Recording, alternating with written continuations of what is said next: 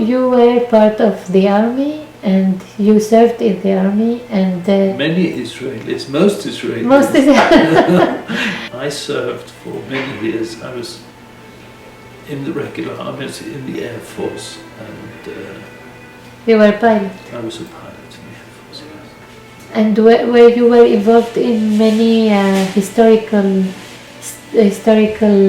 times in Israel, like anyone who grows up when the Ethiopians came. How was that? When you serve in a country for I was in the Air Force for almost 30 years, 27 years. And I did many jobs in the Air Force. So I was involved in, obviously, the nature of things is you get involved, you're not just sitting there looking pretty. One of our bigger, should I say, escapades, if the term is good, was bringing Ethiopians for Mivtza Shlomo, the Operation Solomon, which was a combined effort of the Air Force, ground forces, civilians. El Al was involved. We used El Al planes, we used Air Force planes, and there was a lot of planning involved because within a period of about 72 hours we brought over 15,000 people from Ethiopia. So that was a very big project which required a lot of planning. There were many aspects to that planning. You had the planning of the flying, you had the planning of the medical care for these people, because they were all ages. You had children, you had elderly, you had pregnant women. We had to be prepared for maybe giving birth on the planes. We had to worry about diseases. We had issues with language. There were cultural issues. So we were involved quite extensively. But it's interesting because if we talk about the Ethiopians, I just want to go back a second to the trauma center. Because you see, the Ethiopians that came through Mivtza Shlomo were just one part of the Ethiopian immigrant population. Many of the Ethiopians came through other means. There was Mivtza Moshe beforehand, and there were various other ways that we managed to get the Ethiopians to Israel. And I won't go into details, but everybody knows that Ethiopians came through very difficult, very traumatic circumstances. They came through the desert in Sudan. Yes. They were attacked on the way. They were murdered. Families were lost. And those who survived and got to Israel suffer extensively from psychotrauma. And the Trauma Center has established a very important program using Ethiopian carers. It is headed by an Ethiopian social worker, a very nice, clever Ethiopian gentleman by the name of Asher. Asher? Asher, yes. He established in the Trauma Center a program to care for Ethiopians suffering from psychotrauma. And this program has been spread out into various communities of the Ethiopian community to help them come to terms with the psychotrauma. Because you see, because of the cultural gap for the Ethiopians and the Israelis, there is a big cultural difference. There's a language difference, but also a cultural difference. So in many cases, the trauma of the Ethiopian community was not recognized. They didn't identify it. So now the awareness is growing, and the identification process of individuals suffering from psychotrauma is much more advanced. There's another very interesting twist where the hospital was involved. About a decade ago, we established a training course for Ethiopians, mostly Ethiopian girls, to teach them to become nursing aides. This program has grown and grown and grown, and over the last decade we have had 18 groups that have come through with over 300 graduates, all of whom trained and became professional nursing aides. They received a diploma.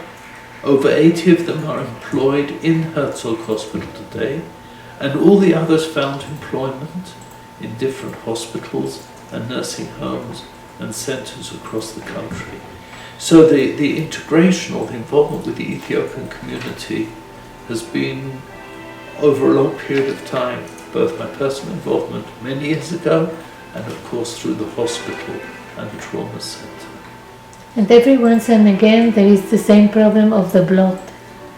If they throw their blood, blood that is collected to give as an infusion to another individual is tested for different diseases. Now, many of us carry in their blood infections from diseases we have been exposed to. We carry the infection, but we are not sick.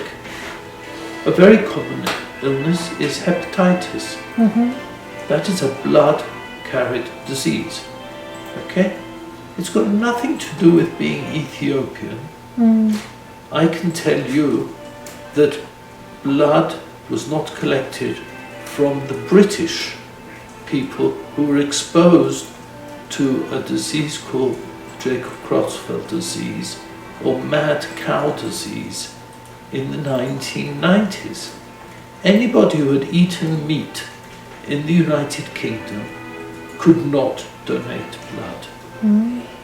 Anybody who has visited Africa for an extended period of time cannot donate blood. Not because their blood is not good. Their blood, everybody's blood is good. But there is no way of removing an infection that might be in the blood. So the same as if you or I have visited Africa and we have lived there for a period of time, we cannot donate blood. Anybody coming from Africa, from certain areas of Africa, where, for example, malaria is endemic. These are people who carry the malaria parasite, possibly. Now, it doesn't mean that everybody is sick, not at all. It just means that it's not possible to test every unit of blood. So there are rules. The rules are that people who have had hepatitis, people who have had malaria, people who have had other infectious diseases cannot donate blood. The same as people who are under a certain weight cannot donate blood. The same as people who have got anemia cannot donate blood. You understand? Yes. It's got nothing to do with being Ethiopian. Because they said they were afraid of AIDS. That is one of the diseases which is very common in Africa. Not more so in Ethiopia. We just, because it's more common in Africa, it's one of those diseases that today there is more and more awareness of it in Africa. But the same way that somebody coming from Ghana or Kenya or any of the other countries cannot donate blood for that very same reason. What about we spoke a while ago that the hospital suddenly became very crowded and you are starting Not suddenly. The hospital has gradually become more crowded, yes. And you are now building. Yes. And we're building an extension. Is it an underground building? It includes an underground hospital. There are... Why underground? Well, because we have today in the hospital over 300 patients. Over 100, including children, are on ventilators. Okay, think about it for a second. We have 120 something patients ranging from 3 months old up to 100 years old, maybe more. All of them on ventilators. Okay, artificial respiration. Now they are in a bed or in a wheelchair. Suddenly a siren goes, a rocket is coming. You were in Israel, I think, during the last war, Okay? So you know that when the siren goes, you have 15 seconds, 1 minute. Jerusalem, if it is coming from Gaza, we have 90 seconds. Now, what are you going to do with 120 patients on ventilators, another 200 patients with other problems?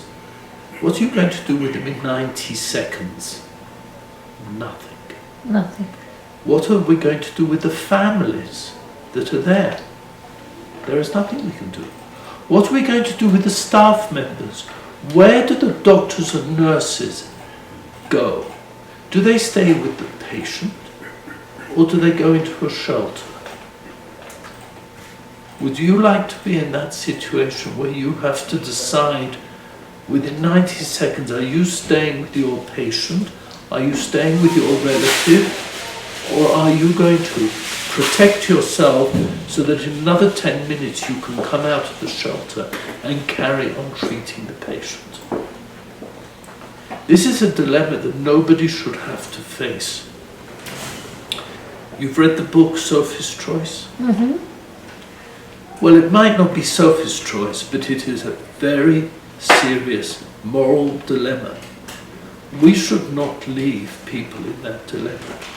So the hospital is building a big underground hospital where there will be room for 300 patients and families and staff, so that if, chas v'charila, there is another war, which we all hope there will not be, but I wouldn't like to be the insurance agent who guarantees that. So we have to build a place for all the patients to put them in a big shelter which is protected from missiles, protected from gas, protected from bacteria, biological warfare. But in addition, we're building above that, we're building a big building with room for another 270 patients. Because at this very moment, I have over 100 patients waiting to be admitted to the hospital. We have nowhere to put these patients. These patients include children who are waiting. I have rooms today, I can show you pictures, where we have 4 or 5 children in a room designed for 2. And it's only because the beds are small that we can fit them in. So these are conditions which in the year 2015 are just not logical. And there is no reason why an elderly person who is 85 years old and is recovering from a stroke or from a hip operation or from pneumonia or from a heart attack should have to lie in a corridor instead of a proper bed in a hospital specializing in dealing with these problems. But there's no room. Jerusalem, which is where we are, has the largest number of elderly people of any place in Israel. Jerusalem alone has over 80,000 people above the age of 65. There is just one geriatric hospital in Herzog for these 80,000 people. And every year another 12 to 1,500, that's 1,200 to 1,500 additional elderly people join the population of Jerusalem. We just can't cope. So we have to build more beds. And the government, unfortunately, is overextended. The government can't cope because they're busy doing other things. So we are involved in, because the hospital is a charity hospital, we collect donations for this. We raise money, and we have raised already half of the money we need for the hospital, and we are trying to raise the other half. And this is a big job, but it is a job because people come to Israel from all over the world.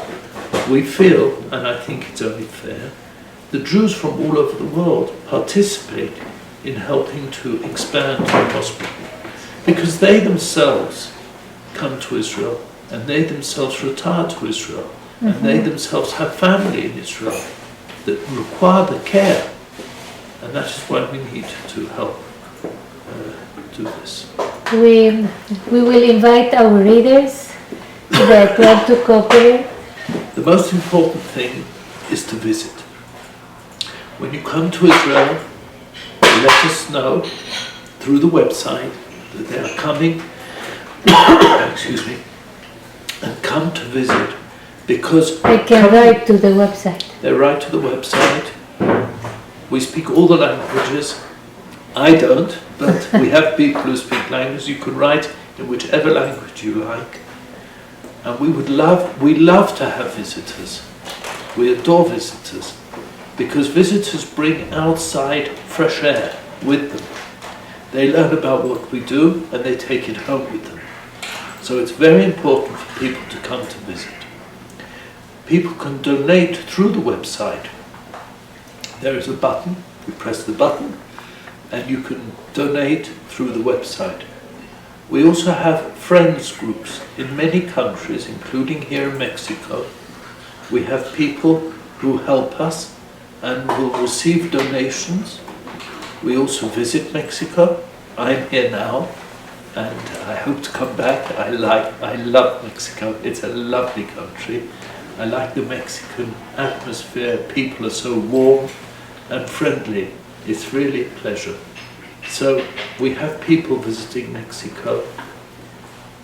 We meet with people, and people can make donations either on the spot or later on. But most important is to spread the word. That people should hear, get the word out there. Because the more people that hear, the more chance there is that people will be involved, and slowly we will raise the money necessary to complete the hospital, so that when people come to visit Israel and they need the hospital, we will be able to give them a bed. Because today there is no way. And now you treat the Arab population. Whoever comes, Mishaba Baruch Haba. This is a hospital. Politics we leave at the front door. Everybody who comes in is treated. How this politic of treating everybody helps to mend relations between both populations? I think it's a very important thing. First of all, you have to know our staff are mixed. We have Arab staff members, we have Jewish, we have, well, obviously the Arabs can be Muslim, but they can also be Christian Arabs. We have non-Arab Christians. We have from everywhere. We have staff members. We have volunteers who come from different countries to volunteer to work in the hospital. And I would invite, especially young people, who are looking to do a summer volunteer program or a winter volunteer program. We love to have volunteers. They can work with the children, they can work with the elderly, they can work with psychiatric patients. We have many patients who speak Spanish, and it's good for them to be able to speak in Spanish. So this is helpful. Obviously, English helps, and Hebrew helps even more. But I've noticed that many of the people here in Mexico and in the Latin American countries speak a very good Hebrew. I speak Hebrew in the street here to more people than I speak English. It's interesting. So you have internships? We have internships, and we also have exchange programs with universities.